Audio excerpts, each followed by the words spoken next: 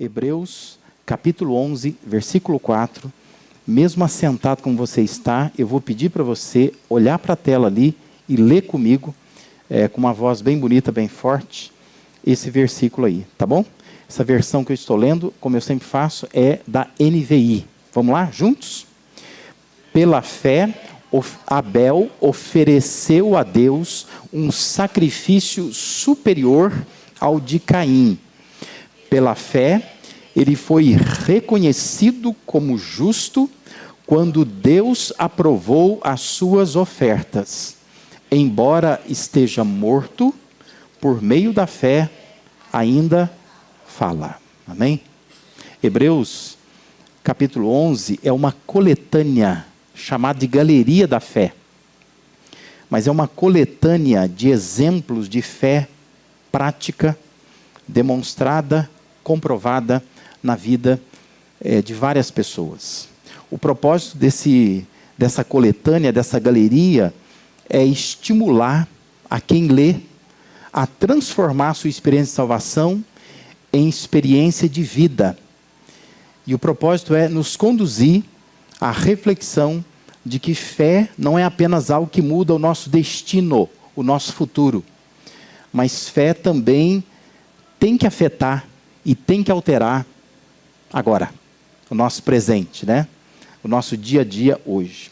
Parece que tem uma certa organização nessa lista que se faz desses nomes aí, uma organização que é lógica, cronológica, de personagens que foram pensados lá do Antigo Testamento, eles vão sendo elencados como modelos de fé. Os 3 primeiros nomes são da chamada era pré-diluviana, ou seja, são 3 homens que foram pensados do tempo antes do dilúvio. É o Abel, é o Enoque e é o Noé. Cada um deles fornece uma dimensão diferente da fé com relação à vida. Abel, aparentemente, teve uma vida curta, breve, e ele morreu por causa da fé que exerceu. Já o Enoque, por sua vez, é alguém que a Bíblia diz que andou tanto com Deus que Deus o tomou para si. Ou seja, é alguém que viveu, não experimentou a morte, e a Bíblia diz que ele viveu 365 anos. O Noé, ele salvou toda a raça humana da morte. E ele preserva a sua família na arca, que pela fé ele construiu, e as pessoas não acreditavam, que elas não entraram na arca. Mas mais do que a raça humana, ele salvou toda a espécie animal também, pegando lá casais de animais, né, aves, e colocando ali dentro da arca. Mas Gênesis 9, 28 e 29 vai dizer que depois do dilúvio, o Noé viveu 350 anos. E ao todo, ele viveu 950 anos e morreu. Ou seja, são 3 vidas com durações diferentes. Um que aparentemente morreu jovem, o outro aparentemente que nem morreu, ele foi tomado, e um outro que viveu muito, 950 anos, quase 1000 anos, né? O Noé viveu. Mas essas vidas, mesmo com durações distintas, elas alcançaram o propósito de Deus. E todos estes homens, nós podemos dizer que tiveram alguma relevância espiritual na história da humanidade. Esses 3 homens andaram com Deus. Eles foram colocados aqui como modelos de aplicação de fé na vida. Mas eu quero chamar a sua atenção apenas para a vida do Abel. Porque Abel é a abertura dessa galeria. Quem selecionou esses nomes resolveu abrir essa coletânea de nomes, de exemplos, com o nome de Abel. E quem escreve lança os olhos sobre a mais primitiva experiência de fé, que é a experiência do Abel, filho do Adão e da Eva. E com Abel nós somos desafiados a pensar em relevância espiritual. Porque todos nós queremos ser relevantes, né? Ninguém, hoje em dia, ainda mais, a gente tem acesso a várias palestras, por exemplo, com coach. Basicamente, o coach, ele quer te fazer ter uma vida relevante. A ideia do coach fazer com que você pense que você não está aqui por acaso, que você precisa se destacar, seja qual for a área da sua vida. E, na verdade, isso é mexer com os nossos mais profundos anseios. Todos nós queremos ser alguém importante nessa vida. Ninguém quer ter uma vida irrelevante. Ninguém quer passar despercebido pela vida. De forma que nós estamos buscando sempre, na nossa profissão, se destacar. Nós queremos destacar no esporte, né? Tem gente que gosta dessa vida esportiva, ainda que não seja a sua atividade principal, mas a pessoa ela quer se destacar naquilo. Quer ser um bom jogador, jogadora daquilo. Na vida acadêmica, tem gente que vive estudando, defendendo teses, dissertações, porque ela quer se destacar na vida acadêmica. Tem gente que quer se destacar numa carreira política, né? Tem gente que tem essa veia política e vive tentando uma carreira política, seja como assessor de político, candidato a qualquer coisa. Mas a ideia, a intenção da pessoa é alcançar algum tipo de brilho nessa vida, algum tipo de destaque nessa vida. E tem gente que gosta de montar o seu negócio, o seu empreendimento. E ela quer se destacar naquele empreendimento. Ninguém que começa um negócio está pensando assim, eu quero um negócio pequenininho. Não, ela está pensando em se destacar, mesmo que seja pequenininho, que também tenha aí o seu realce, né, aonde está ou na área que está servindo ou trabalhando. Mas espiritualmente, a pergunta é, que relevância tem a nossa vida? Que relevância? Porque às vezes a gente consegue obter alguma relevância profissional, na área do esporte, social, mas uma relevância espiritual, uma vida que se destaca espiritualmente, muitas vezes nós deixamos a desejar. E com isso, evidentemente, nós percebemos que não é a nossa meta. Não é a coisa principal para nós. Nós tratamos a vida espiritual somente como uma forma de escapar do inferno. Então, assim, a gente pensa em vida religiosa porque eu não quero ir para o inferno. E eu penso que, para ir para o céu, eu preciso ter uma vida espiritual. Então, é bom ir à igreja, é bom ler a Bíblia, é bom orar. Mas muitas vezes essa vida religiosa, ela não é relevante, ela não encanta ninguém. Ela não se destaca em nada. Até porque nós a tratamos com uma certa negligência. Porque lá no fundo não é importante para nós. Nós temos outras coisas importantes. Que é o nosso trabalho, o esporte que nós amamos, o lazer que nós gostamos, as viagens que a gente gosta de fazer, até as redes sociais que a gente gosta de manter. E nós vamos, pouco a pouco, percebendo que não há muita relevância espiritual. Porque nós não estamos preocupados com isso. Olhe de novo para Hebreus 11:4, mas eu quero chamar a sua atenção para essa versão chamada NVT, que é a nova versão transformadora. E ela diz assim, pela fé, Abel apresentou a Deus um sacrifício superior ao de Caim. Com isso, mostrou que era um homem justo. E Deus aprovou suas ofertas. Embora há muito esteja morto, ainda fala por meio do seu exemplo. 3 expressões chamam a minha atenção aqui, nos ajudam a entender como que a fé de Abel estava cristalizada na sua vida. E como esse homem, que viveu aparentemente pouco e que tem uma história curta, na verdade, na Bíblia, são poucos versículos que falam dele, como esse homem conseguiu uma projeção, um destaque, um brilho, uma relevância espiritual. A primeira parte do versículo fala assim, Abel apresentou a Deus um sacrifício superior ao de Caim. Ele conseguiu se sobrepor ao irmão Caim. Outra parte do texto diz que Abel, ele mostrou que era um homem justo. E Deus aprovou suas ofertas. E a outra parte diz que, embora há muito esteja morto, ele ainda fala por meio do seu exemplo. Uma pessoa que morreu e ainda é exemplo. Quanta gente viva e não é exemplo de nada, né? E nós estamos aqui diante de um texto que está dizendo assim, esse homem morreu e ele é exemplo. E tanto é que não estamos falando dele hoje, né? Olha o destaque, olha a relevância espiritual do Abel. Então, com isso eu quero que você reflita comigo, porque nessas expressões nós temos aqui 3 sinais de relevância espiritual. E o primeiro sinal é a excelência. A fé de Abel o impulsionou a dar o melhor de si. Veja, o texto diz que pela fé, Abel ofereceu a Deus um sacrifício superior ao de Caim. Essa é a versão do NVI. Aquela versão do Almeida Revista Atualizada traduziu assim: pela fé Abel ofereceu a Deus mais excelente sacrifício do que Caim. E a versão do Almeida Revista Corrigida diz assim: pela fé Abel ofereceu a Deus maior sacrifício do que de Caim. Todas as versões estão tentando descrever uma expressão hebraica que diz que aquilo que o Abel ofereceu era muito melhor do que o que Caim ofereceu, dada a excelência da sua oferta.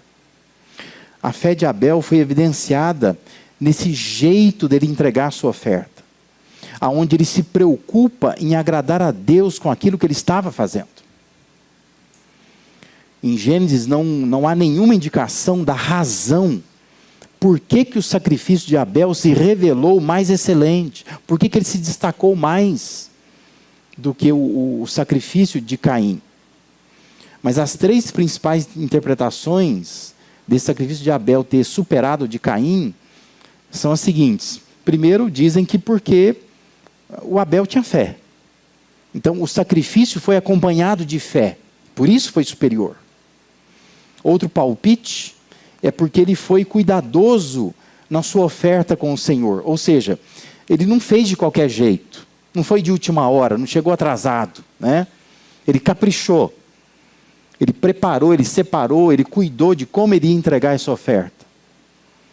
E um terceiro palpite é porque o seu sacrifício tinha sangue. Que ele teria assimilado aquilo que Deus fez com seus pais, o Adão e Eva, matando o animal e para fazer roupa, para cobrir o pecado dos seus pais. E o Abel teria então absorvido isso. Ele falou, não, Deus gosta de sacrifício de sangue, então eu vou derramar sangue, por isso Deus achou que era mais excelente. Por mais que tudo isso seja bonito, encantador, na verdade, em Gênesis não diz o motivo. Não há razão por que Deus achou que o sacrifício de um é mais excelente do que o de outro. E é claro que isso nos leva a concluir que a oferta de Caim foi rejeitada, ou porque ele não tinha fé, ou porque ele foi negligente em sua oferta ao Senhor, ou porque o seu sacrifício não tinha sangue. Mas honestamente, o texto bíblico não esclarece explicitamente essa questão. Mas Gênesis 4:4 descreve o fato. E o fato lá é descrito assim: Abel, por sua vez, trouxe as partes gordas das primeiras crias do seu rebanho. Observe as palavras, né? O que ele traz, do que ele traz. O que é possível notar é que a oferta de Abel envolveu sacrifício, envolveu zelo, envolveu qualidade, envolveu prioridade. Ele pega o melhor do melhor. Por isso que a gente diz, um primeiro sinal de uma relevância espiritual é aquela pessoa que é excelente.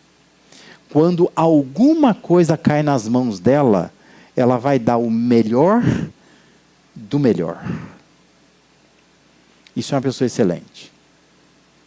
Ela vai separar as primeiras crias, é o que Abel fez aqui.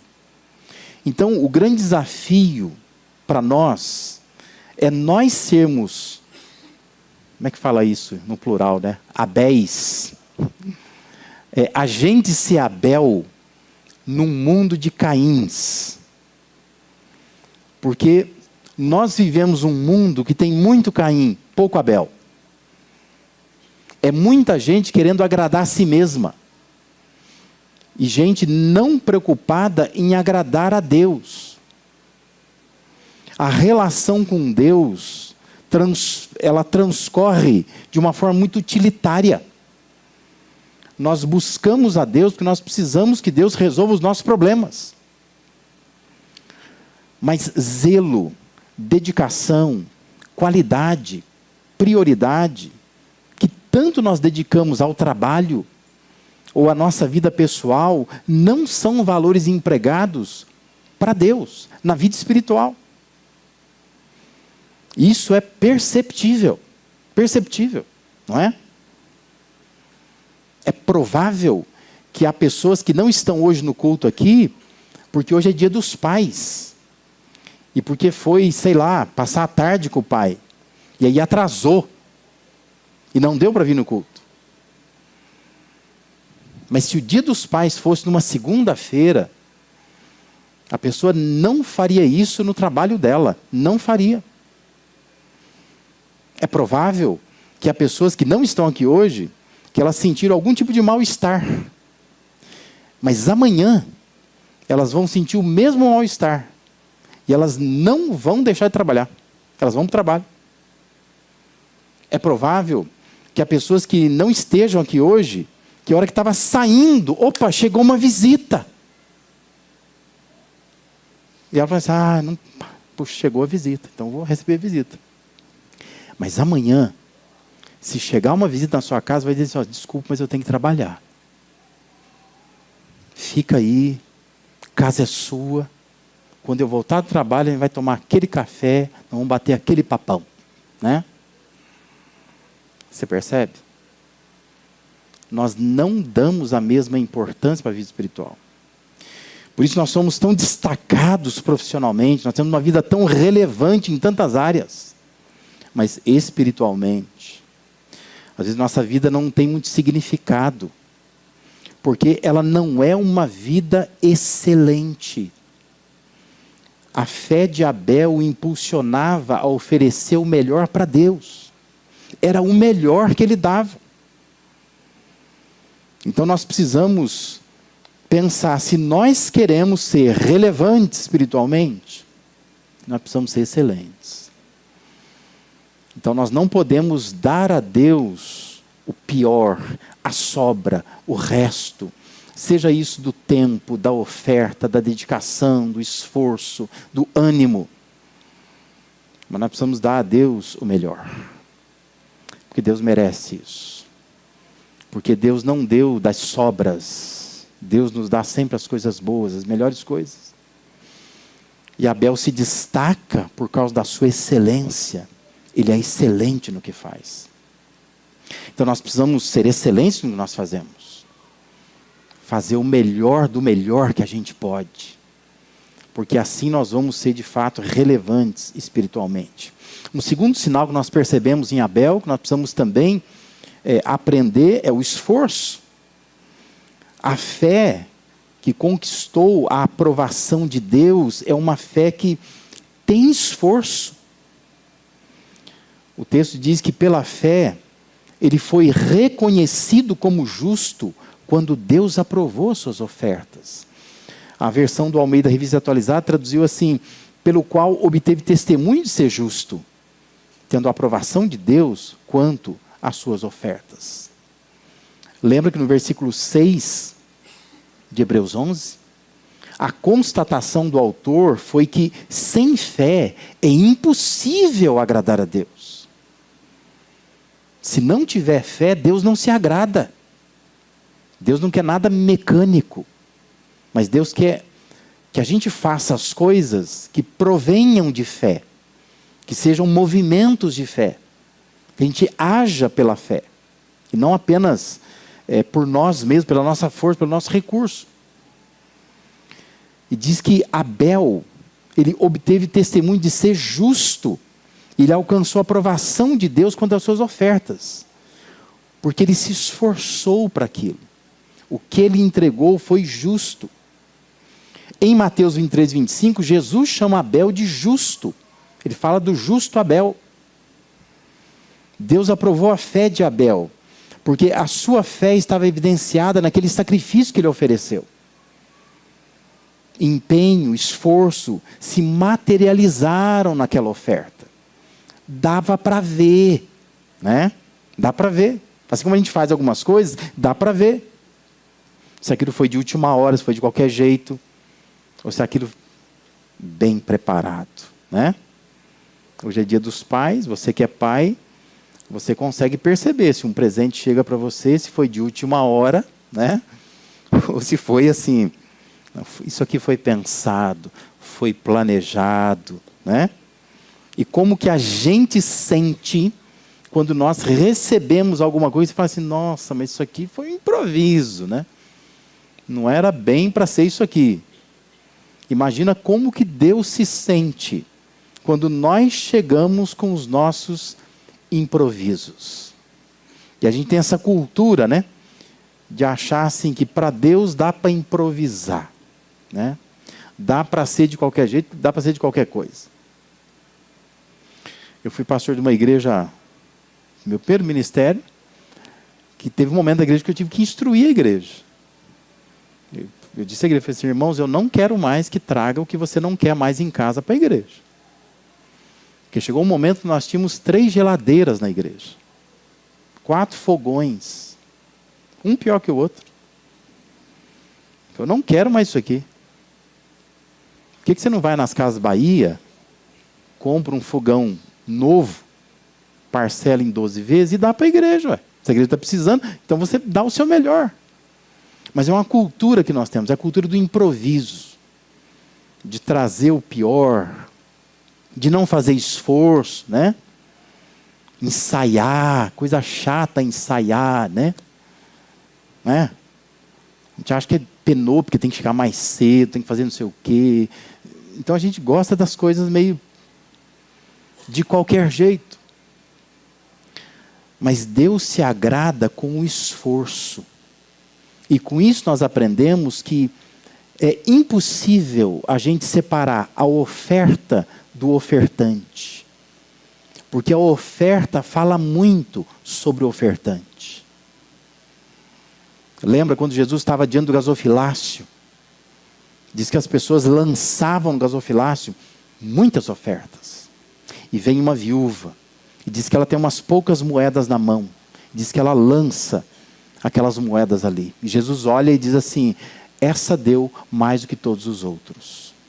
Todo mundo achou estranho, dizendo assim, a conta não bate, porque como que pode? Nós vimos o pessoal chegar aí com quantias significativas, e essa mulher chega com 4 moedinhas. Mas a questão é, a oferta dela fala muito sobre ela. Jesus diz assim, os outros deram do que sobrava. Aquilo foi tranquilo, sossegado, não precisou nem fazer conta para dar aquilo lá. Agora essa mulher, como que ela chegou no templo? Talvez com a mão ali, com aquelas moedinhas, pensando, dou, não dou, dou, não dou. Olha a luta dela, é o sustento dela. Jesus disse assim, ela deu todo o seu sustento. Num exercício de fé, ela se esforçou para isso. Jesus fala assim, esta mulher deu mais do que todo mundo. Porque eu estou olhando para aquilo que a oferta expressa, não para a oferta em si. Por isso que a oferta de Abel agradou o Senhor. Gênesis 4 diz assim, que agradou-se o Senhor de Abel e de sua oferta, ao passo que de Caim e de sua oferta não se agradou. Mais do que para a oferta, Deus olhou, Deus se atentou, como traduziu a revista corrigida do Almeida, para o ofertante. A oferta externa era apenas o reflexo da intenção interna do ofertante. João, quando ele escreve sua primeira carta, ele vai exortar lá em 1 João 3,12, não sejamos como Caim, que pertencia ao maligno e matou seu irmão. E por que o matou? Porque as suas obras, ou a gente poderia dizer, os seus esforços eram maus. E as obras do Abel, ou os esforços de Abel, eram justos, eram bons, eram corretos. Uma pessoa esforçada sempre vai agradar a Deus, porque o esforço revela quem somos e o que de fato nós desejamos.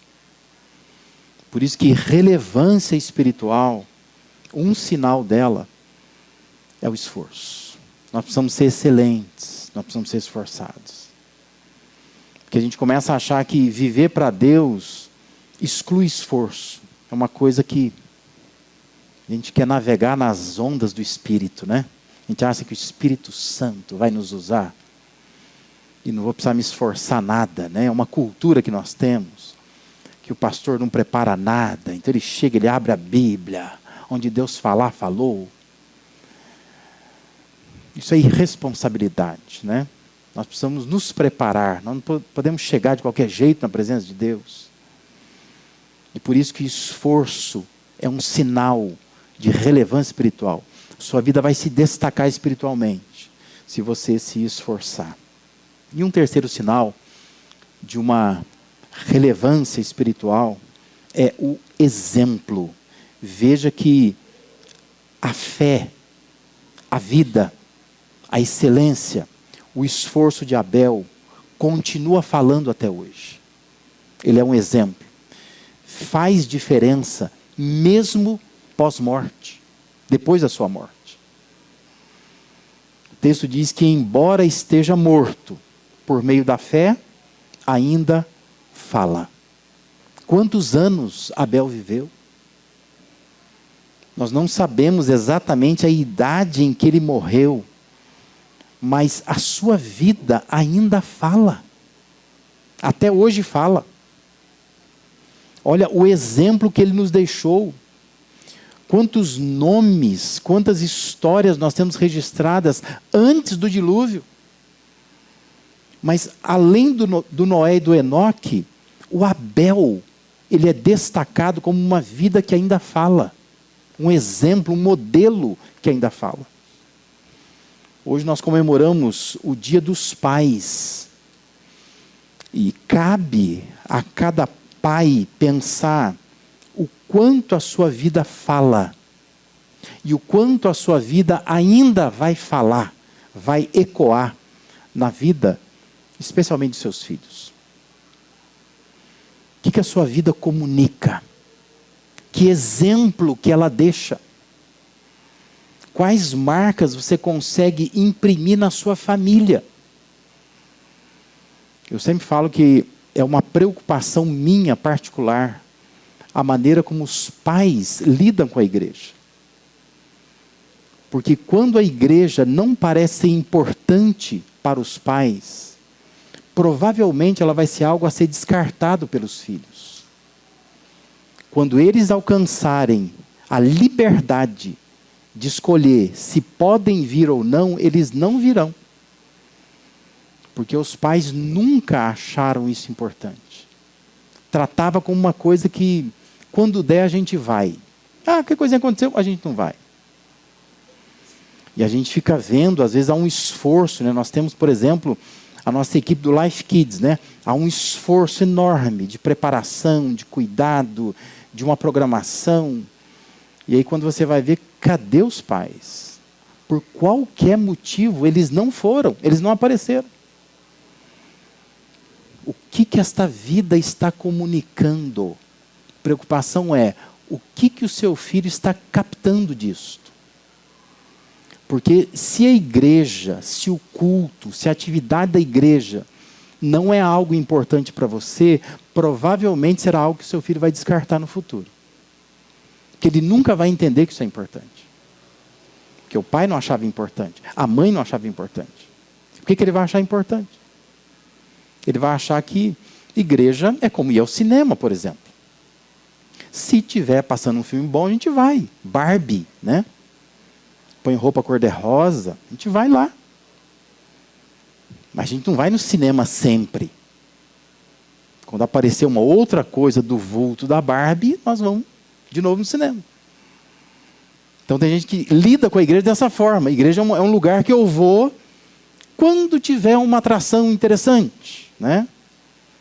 Ou quando eu achar assim que não, eu estou precisando ouvir uma palavra, então eu vou na igreja.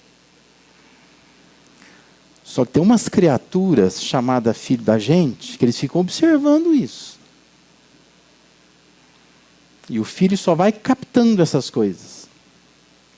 E se ele entender que isso não é importante para os pais, ele vai descartar isso no futuro. Para o meu pai não era importante, para minha mãe não era importante, né? Pior que isso é quando você transforma a sua casa num lugar de falar mal da igreja, né? De críticas, de apontar erros. Seus filhos vão observar isso. Porque eles vão crescer nesse ambiente. E eles vão pensar assim, por que ir num lugar onde só tem gente ruim, onde o meu pai e minha mãe só falavam mal das pessoas, onde não tinha motivo nenhum para estar lá, né? Parecia que só ia por obrigação. O que a sua vida fala? A vida de Abel ainda fala, porque Abel teve relevância espiritual. Ele foi alguém excelente, ele foi alguém que se esforçava, e ele foi alguém que deixou um exemplo para nós. Sua vida até hoje fala. Por isso que é saudável a gente pegar mais 2 exemplos bíblicos, que é o exemplo de Dorcas e é o exemplo do rei Georão. Lá em Atos, capítulo 9, versículo 39, diz que tendo chegado, quando chega lá, porque a Dorcas tinha morrido, eles acabam chamando o Pedro, o apóstolo Pedro. Diz que quando Pedro chega lá, diz que conduziram-no para o cenáculo, para uma sala onde estava o corpo dela. A Dorcas morta, uma mulher que morreu. Aí o texto diz assim, todas as viúvas o cercaram, chorando e mostrando-lhe túnicas e vestidos que Dorcas fizera enquanto estava com elas. O que elas estão mostrando? A excelência, o esforço, o exemplo dessa mulher. Ela morreu, mas elas estão dizendo assim, ó, ressuscita ela para nós. Pessoas assim não merecem morrer, elas têm que viver mais. Sua vida está falando. Você sabe que vai haver uma ressurreição da Dorcas. Mas por outro lado tem um exemplo de Georão. Lá em 2 Crônicas 21, 19, 20, diz que aumentando a enfermidade daquele homem dia após dia, ao cabo de 2 anos saíram-lhe as entranhas por causa da enfermidade, e diz que ele morreu com terríveis agonias. O seu povo,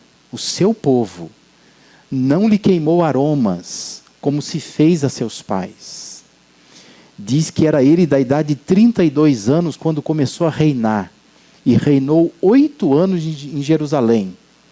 E o texto fala assim, e ele se foi, sem deixar de si saudades. E sepultaram-no na cidade de Davi, porém não nos sepulcros dos reis. Ou seja, esse homem, sua vida, se falar, fala pelo mau exemplo. Não fala pelas boas coisas. Por isso eu queria que você pensasse, nesta noite, que exemplo você está deixando para as próximas gerações? Que exemplo? O que a sua vida está comunicando? Você pode terminar a sua vida como Dorcas, que quando morre a pessoa vem e diz assim, não queremos que ela morra, porque sua vida é relevante. Você pode terminar como Georão. Foi tarde. Né? Ele diz assim, isso aqui não deixa saudade não. Melhor nem lembrar da pessoa. Foi sem deixar de si saudades. Como que você quer ser lembrado? Como que você quer ser lembrada?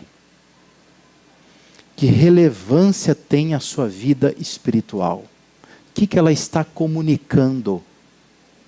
Seja pela forma como você vem à igreja, seja pela forma como você vive lá no seu trabalho, seja na maneira como você cuida da sua família, seja a forma como você lida com seus vizinhos, as coisas que você posta na sua rede social. Como é que você quer ser lembrado? O que a sua vida está comunicando quando você fala, faz, age compra, vende, posta, curte, compartilha as coisas lá. O que sua vida comunica? Que Deus possa nos ajudar a resgatar o que é a verdadeira fé. Uma fé que se consolida numa vida de entrega excelente, uma fé que tem a intenção e esforço de buscar a aprovação de Deus, uma vida que o resultado é fazer diferença na história de Deus, ainda que morra. Mesmo morto, nossa vida vai falar. Mesmo mortos, né? Nossa vida vai falar. A história de Caim e Abel, ela sempre é lembrada como o primeiro assassinato, não é? A gente sempre lembra assim, né? Você pega materiais infantis, normalmente a história de Abel e Caim é porque o Caim matou Abel. Mas essa história, ela precisa ser lembrada também como o primeiro homem que morreu fazendo a coisa certa.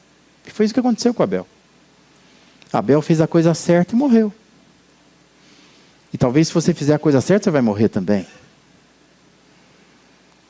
Mas nós precisamos lembrar do Abel como alguém que é um exemplo para nós. Alguém que teve uma vida relevante. Alguém que a sua vida espiritual se destacou. Eu acho que é uma boa busca a gente poder tentar destaque na vida profissional. Não é pecado. É bacana a gente tentar uma vida acadêmica relevante, uma vida política significativa. A gente buscar algum espaço na sociedade. A gente ter uma família que seja uma família relevante. Mas jamais se esqueça de querer também se destacar na sua vida espiritual. Ser espiritualmente relevante. Ser referência para as pessoas. De modo que as pessoas vão olhar e vão se lembrar dessas coisas na sua vida. Essa pessoa é excelente, essa pessoa se esforça, essa pessoa é um exemplo. Se ela morrer, ela vai continuar falando. Porque ela fez tanta coisa. Ela deu tantos motivos para a gente se lembrar dela. Porque a sua vida não é só relevante profissionalmente, academicamente, politicamente, socialmente, mas a vida dela é relevante espiritualmente. Ela é uma referência de vida espiritual que, ainda que morra, vai continuar falando. Amém?